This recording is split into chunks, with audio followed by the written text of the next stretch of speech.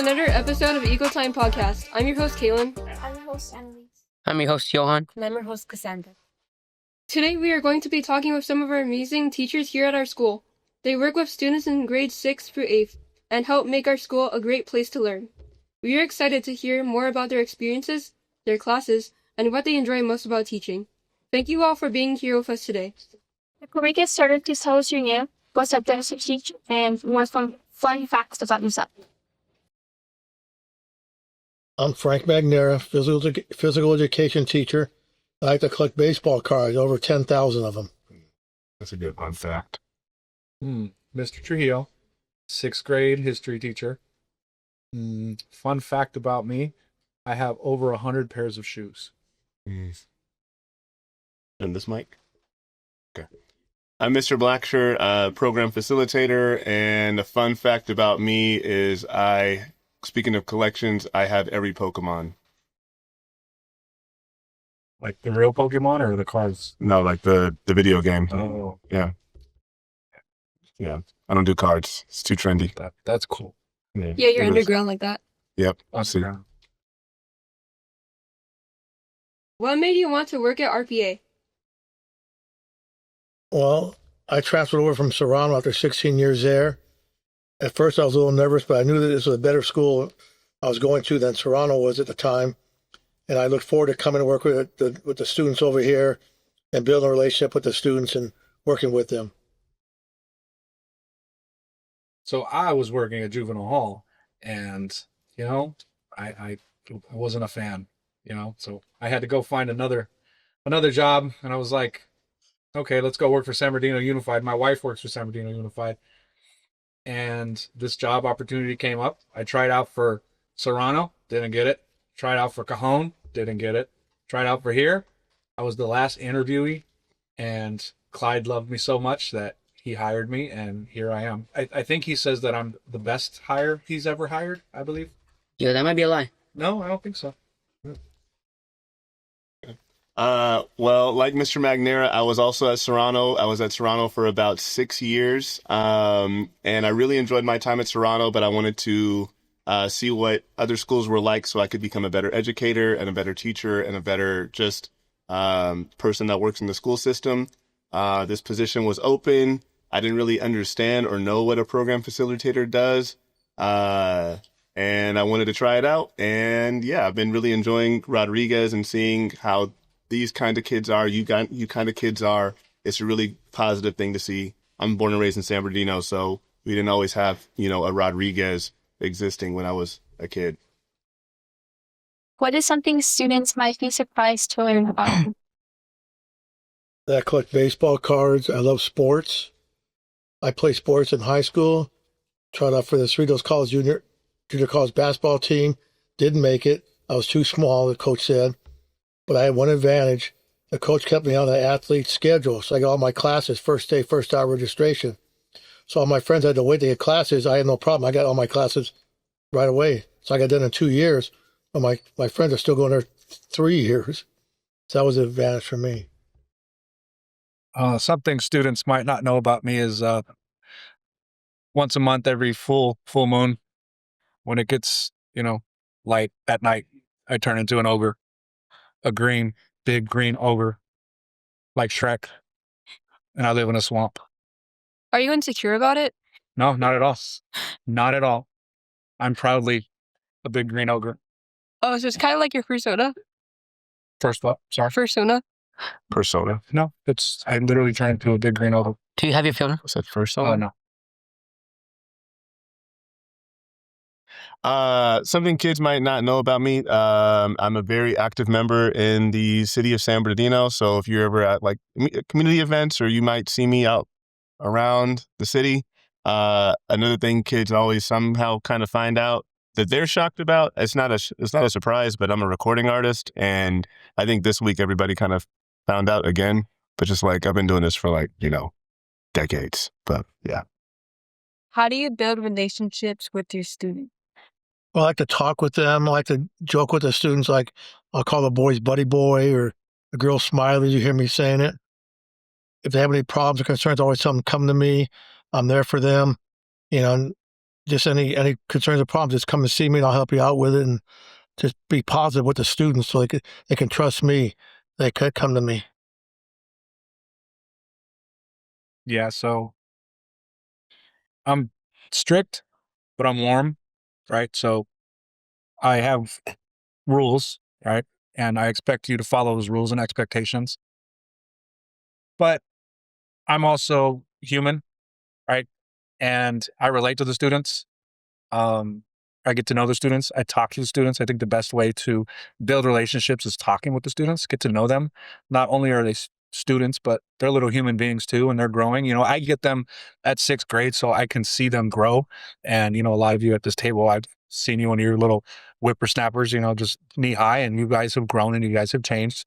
Um, and I just get to know you for the 3 years. And So you have like layers like Shrek. exactly, like onions, Mm-mm. right? There's layers to it. Very good. See, somebody's catching on. Like Mr. Trujillo and like Mr. Magnera, I try to believe that, all kids here at RPA, are human beings. For me, I don't have a classroom, so I don't really get to know, like you guys as a class, but I do try to go out of my way to find out exactly who everyone is. We have like over 650 kids here at Rodriguez. I try to memorize everyone's name. And the way I kind of do it is I'll like probably make an inside joke with one of you or all of you if I can. To me, like that goes back to my Pokemon collection. If I can memorize, the 1,092 Pokemon there are, it's not that hard to try to memorize, all the 600 of you guys there are. What? Collecting students? Yeah, I am actually collecting students. I'm gonna have you guys battle one day. Which one are you going to use first? The water types. What's one moment at RPA that made you feel proud as a teacher? I had to coach the girls softball team here, and we won back-to-back city championships, and we made to the finals the third year. So I was very proud of my players, and just working with the students, coaching, and getting to know the students, and it made me very proud to represent our school in the city championships 3 years in a row. So, like I said, I'm sixth grade teacher, right? And I watch you grow from sixth, seventh, and eighth, right? And the thing about middle school is that we don't always really see the growth, at least not academically, right? Not right away because it takes a while. But I think what makes me the proudest is when you guys leave Rodriguez and you go to your respected high schools, a lot of teachers say, wow, we could tell Rodriguez kids when they first get here because they're just different. They're more mature, they're more serious, they're a lot smarter, they can pick up things quicker. They're always leading, and you guys are leaders. And I hear that, we go to our PDs, we go to our meetings, and they say, man, like, we got a real good group of your Rodriguez kids. And even for Redlands Unified School District, I hear the same things. And you guys are just great, and that makes me proud. That I'm proud of you guys for not only growing and maturing, right, sixth through eighth, but then taking everything that we've taught you and now applying it to a bigger picture. And you guys stand out amongst, 1,000 or so kids, right? So that makes me proud. What in our school do you think contributed to that? A lot of, well, first and foremost, it's the students. The students contribute to it, but we have very high expectations here. Our expectations behaviorally and academically. And I think just providing that safe type of learning environment, it allows students to flourish and really just, it's okay to grow. It's okay to maybe fail sometimes. It's okay to fall, right? Because that's part of the growing process. And you've done that. And it's just really the community. I want to build a community. That's one of my goals. I know that's one of Mr. Blacksher's goals, is to build the community and make it even more like to grow you, to just make it Rodriguez, to have a true identity other than just academics. Yeah, I'll piggyback up even after what Mr. Trujillo saying. That's one of the proudest moments that I've had. We just had the Black History Parade in the city of San Bernardino. It's a parade that's been going on literally since the 1970s. Students who've been hearing me talk about it know that Muhammad Ali visited that. And to see our Rodriguez cheerleaders go to this event last Saturday, And to watch them interact with other schools and be mentors and be really kind to like the elementary school kids and to the other junior high schools was really amazing. And that goes back to like, you know, when you're here at Rodriguez, you guys really are going to go out into the world, into the cities, into your home, into your neighborhoods and change lives. And we see that you are doing that already. What has teaching taught you about yourself? No, when I first started, I was a little impatient with kids because I didn't teach in the public school system. It took me a while to adjust to the behaviors, the attitudes, and I learned from my students how to adjust. So I was able to be more patient, more understanding with them. The more I talked to them, I developed relationships with them, and you know, just overall talking with them, just getting to know the students better and seeing what their capabilities are and what I can do to improve, and make them a better person, a better citizen. So I'm kind of like a perfectionist, right? When I engage in a task, like I'm very like detail oriented. But what teaching has showed me is that you can make mistakes. You can fall, you can fumble, you can totally mess up, right? And there's a way to fix it. There's always a way to fix things. Like sometimes, you know, a lot of times you get anxiety because it's like, oh, I have to do perfect on this test, or I have to do perfect here. I have to do perfect, right?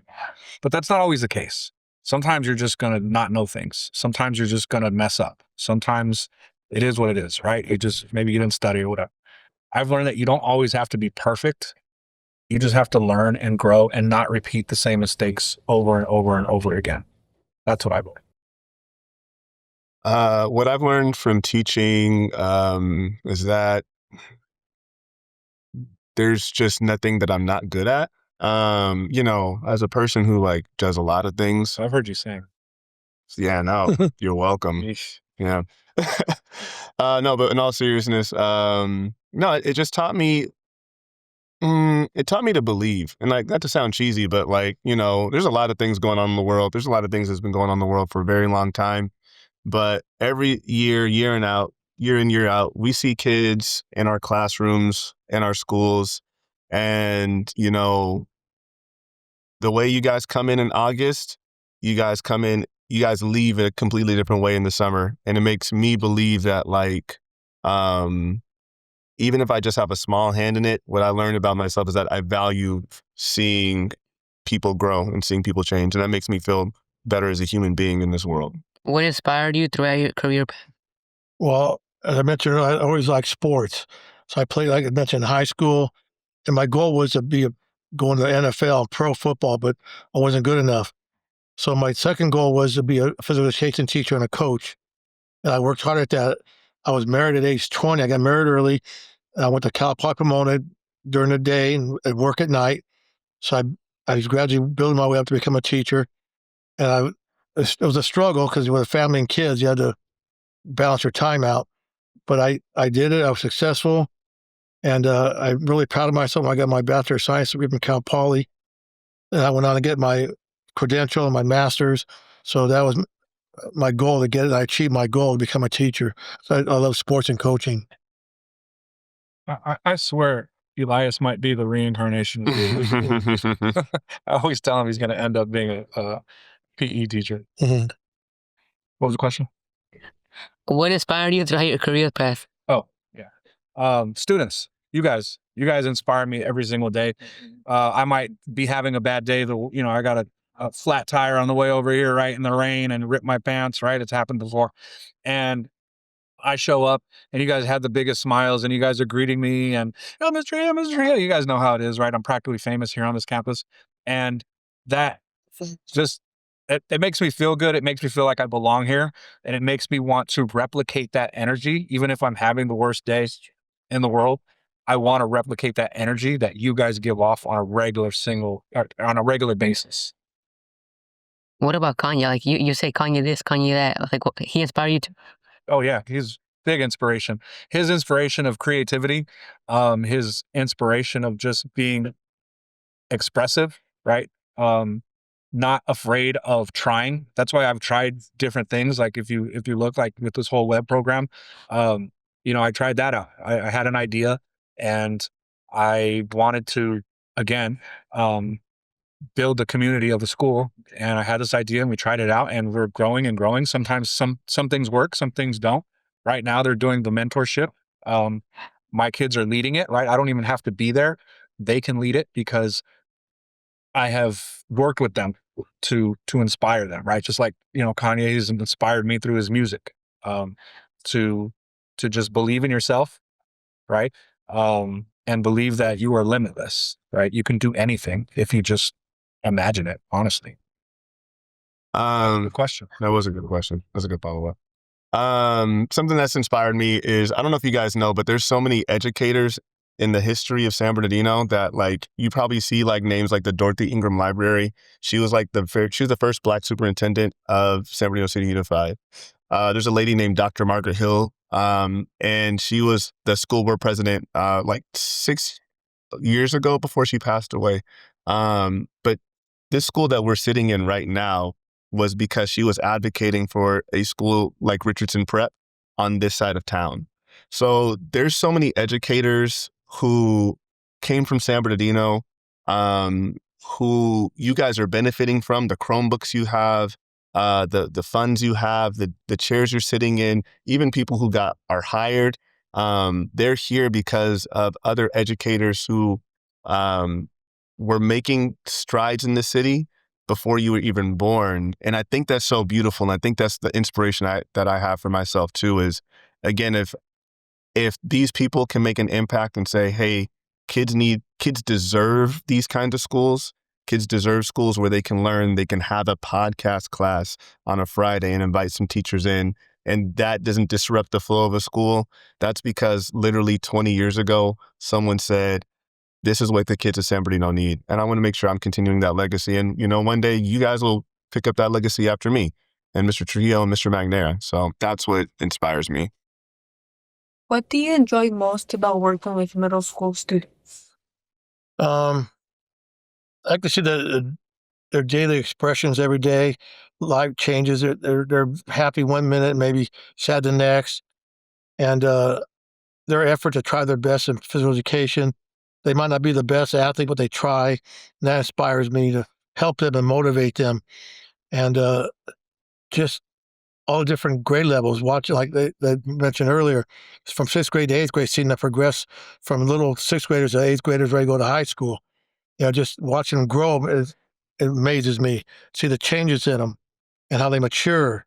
And I just look forward to seeing that and working with them to help them on their life's path to be successful.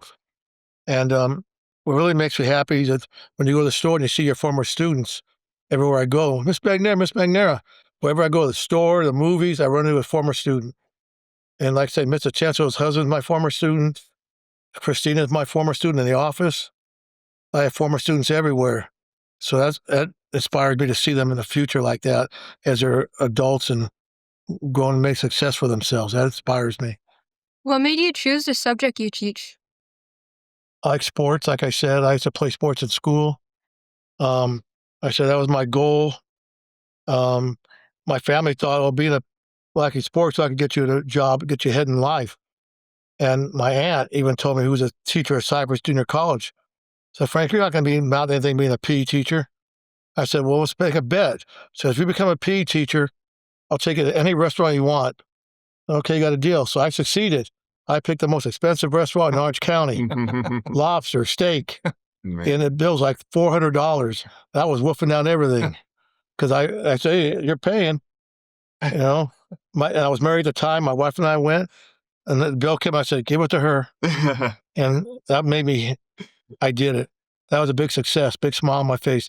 No, I couldn't do it, being told I couldn't do it, but yet proving the people wrong that I could do it. That's what got me going. Yes. Was the question for you? How do you? Oh, never mind. No, yes. I forgot the question. What made you choose the subject you teach? Okay, this one.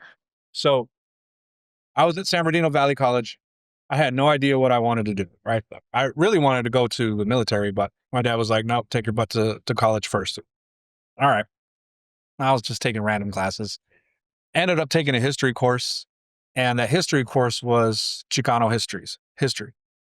And I never knew that Mexican Americans had like a big part in American history, right? Specifically the civil rights movement. They had their own movement. And I was just like blown away. I was like, oh, wow. And I was just taking information. I was like, oh, like I didn't know we contributed to that, right? They don't really discuss it in at least the schools that I went to. They didn't really discuss much of it, right? There was more American presidents and whatnot. And then I was like, okay, well, that was interesting. Let me take another class. And I took an Native American history class. And then I took an African American history class. I took 2 of those. And then I took all kinds of classes of history. And I was just blown away. I was just, wow, I never knew the world worked like this, right? I started putting pieces together. I wasn't, off the deep end like a conspiracy theorist or anything like that, but it just allowed me to look at history in a different way, that I belong to that history. And I was blown away, and I was like, I know what I want to do with my life. I want to teach history, and I want to teach it in a way that maybe it captivates some students. And they'll go and they'll fall in love with history like I fell in love with history. Kind of like Mr. Trujillo. When I got to college, when I was a kid, I was a songwriter and a rapper and a producer, and I was really good at it. And when I got to college, though, my mom was like, and my mom and dad were like, hey, you can go to school for music, but you also have to have something to fall back on in case, music doesn't work out. So I was a music major and a double major in physics. So my music classes were going really good. Then I got to my first physics class, and no one told me that there was math in physics. So I was like, I can't do this. I'm just going to do something else. So I had to find another major, or else my parents were going to pay for college or help me do college at all. I took an English class, and my whole life, I thought English classes where you read a book and you analyze the book and you highlight the chapter and you say, what does this word mean? Yada, yada, yada. And then the first English professor I had was like, no, we looked at movies, and we looked at, we talked about how books and things that we're reading and the movies that we're looking at all talk about how we're supposed to be better people, and how we should have life lessons and how we should just grow and make our world better. And I realized that all the music I was listening to, all the rappers that I liked, all the poetry that I was even writing were all the same thing about, making lives better. And then I realized that, oh, okay, I can make a career out of this. I could talk about books and stories and do that and get paid to do that. Then yeah, I can teach for a little bit. And I loved it, and I still love it. And all the English teachers know I will bother them any time of the day because I just kind of want to see what they're working on. I've actually been really good about it this semester and not jumping in the classes, but I love books and I love English and I love stories. So yeah. What's your favorite part of the school day? My favorite part of the school day? Yeah. When you guys go. I'm kidding. No, not really. No, I'm kidding. No, my favorite part of school day, yeah, because I have to stay till 4. So I get a lot of work done when you guys leave campus. I've never seen. What about you, Miss Magnera? I stay till 4. And I've never seen you get a lot of work done either. My favorite guy, never mind. My favorite part of the day was I'm working with the students in PE class, teaching them different moves like bumping the ball, dribbling the ball. That's my favorite part, working with the kids and seeing them progress and get better as they go along. Mine is, you know what? So if you would have asked me this question last year, I would have said, I hate the mornings. The mornings I was just grumpy, right? And now I love the mornings. I low-key, I like when I have duty, even though I have to get here at 7:41. I think it is. You should take a laxative for that, man. 7:40. I think our start time is 7:41. Is that right? Miss Atencio knows. But anyways, I like being out there. I like greeting the kids. I like seeing you guys come in first thing in the morning. I like bugging you guys. I like, today was Valentine's Day. So everybody who had Valentine's Day got a boo from me because I think Valentine's Day is the most overrated holiday out there. But I like the mornings. I like greeting you guys and seeing you guys. I want to change my answer. I also like seeing you guys in the morning. No. And then when you guys leave, I'd be like, thank God. Okay. How do you think RPA is different from other schools? Well, our standards are a lot higher. Our behavior discipline patterns are a lot better. I've been to school where the principal just tells you, take care of yourself. You handle it. No support at all. Here you get support from admin. Mr. Blacksher backs me up quite a bit when I need help. So it's just the support of the admin and fellow teachers that make our job easier to deal with students and makes it enjoyable because you got backup support and the kids know the expectations and they know how to act properly and succeed in school. I think we're just better, right? I think the teachers are better. I think I think every teacher here on this campus really takes their job seriously, right? And not only just to teach you, but to prepare you for either college or prepare you for high school. And I think that's the difference. You go to some other campuses and they're just trying to get by. They're either trying to get by with behavior, like Magnera was saying, they have all kinds of issues and they can't really teach. They can't really do that. Here we have everything on lock and we can focus. The teachers can focus on teaching. We don't have to focus on behavior all the time, right? And we can just teach. I think to echo Mr. Magnera and Mr. Trujillo, yeah, it's our teachers, it's the support of our admin. And then even like, I'm going to put it on you guys too and say like you guys versus other middle schools. And, we've all worked with kids in different capacities. In other middle schools, the hardest part the teachers have at the beginning of the day, at the beginning of every single day is trying to motivate a kid to learn, trying to motivate a kid to like, it takes sometimes 15, 20 minutes just to get kids at other middle schools to start their day and get a book out. And you guys probably look at that like, what do you mean? Like we do that in the first 20 seconds. And that's such a big motivation. And you guys you set the standard. Like Mr. Trujillo said and Mr. Magnera said, when you guys leave here, you guys are already at a standard that your high school teachers are going to are already so appreciative of, that is even the college level that your college professors are going to be appreciative of. That's what makes us different too. What's the most challenging part of teaching and how do you handle it? Well, challenging part is sometimes you get a student that causes a lot of trouble and you try working with them and calling the parents and that behavior doesn't change. And I get frustrated because I can't change the person's behavior. I work with them, talk to them, do everything I can. But for me, that's the hard part, just not being able to reach the student and convince them to start behaving and, show them how to do things properly and be successful. I think, to be honest, sometimes it's burnout. We are asked to do so much and it's just getting more and more piled on. And sometimes it's hard to find motivation to keep going and to keep going at the rate that we go. But then something happens. Something, I don't know, one of you guys, maybe something clicks, right? So maybe you were struggling with a certain activity or you're struggling with a certain way of thinking, right? And it just clicks and that student shines through. And that is the motivation that I need to keep going, right? Right now it's really basketball. It's keeping me going. It's keeping me from burning out. I'm having so much fun coaching basketball. I, kind of fell into it.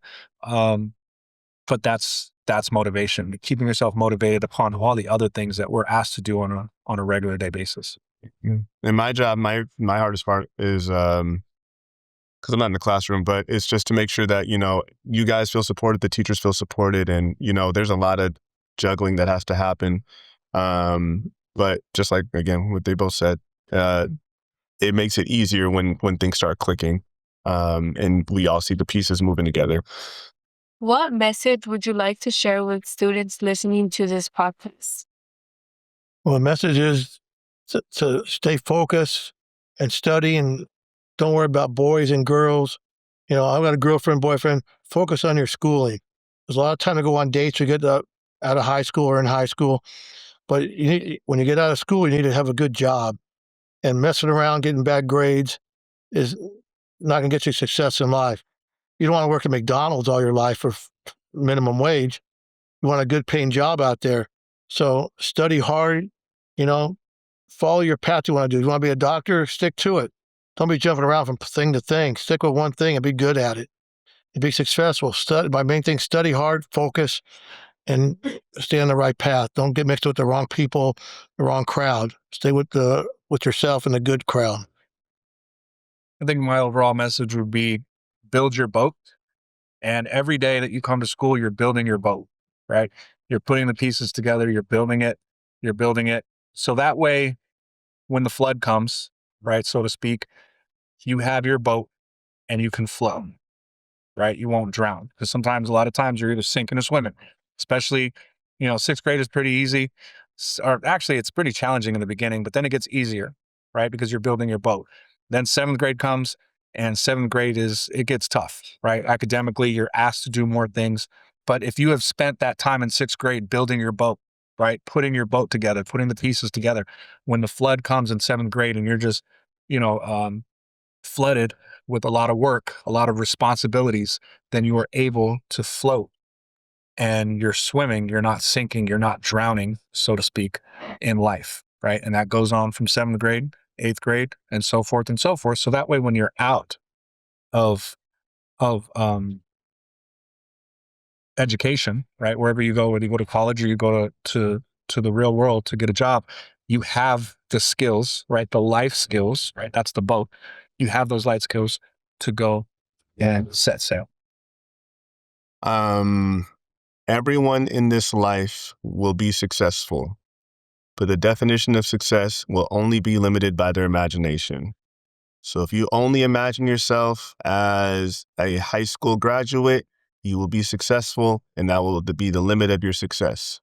But if you imagine yourself as a person who is running a business, becoming the president, becoming a lawyer, becoming somebody who can influence people for positive change, you have everything in this world to make that success happen, but you have to believe in yourself, and you have to make it happen for yourself right now.